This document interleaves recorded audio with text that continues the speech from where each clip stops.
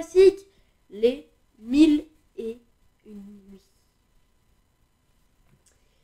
Donc, on ne connaît pas exactement l'auteur. On a repris des illustrations de Léon Carré et ça a été édité chez Le Chêne. Je vais vous lire le résumé ensuite.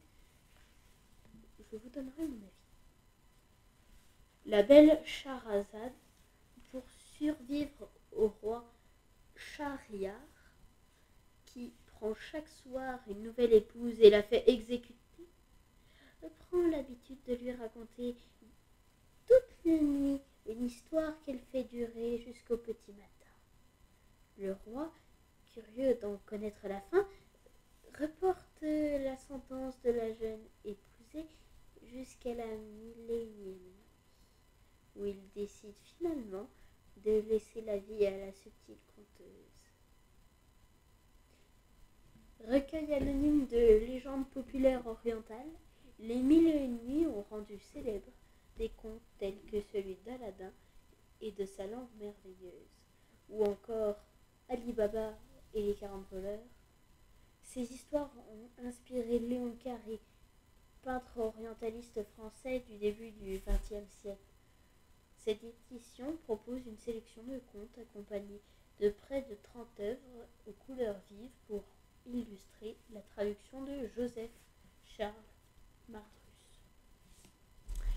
Donc, en fait, vous avez plusieurs histoires. Donc, les plus connues, c'est celle d'Aladin et la lampe magique et Ali Baba et les 40 voleurs.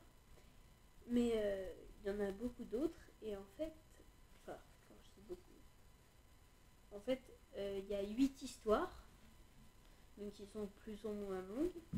Il y en a une qui dure quand même 80 pages. Donc voilà. Et une qui dure plus de 200. Je crois qu'on a pété le record du monde. C'est impossible. En fait, j'ai pris cette voix au début de l'épisode pour dire bonjour et bienvenue parce que c'est un recueil plein de magie. Et j'ai voulu un petit peu imiter la voix d'une sorcière. C'est pour ça. Bon, je sais que l'imitation était pourrie.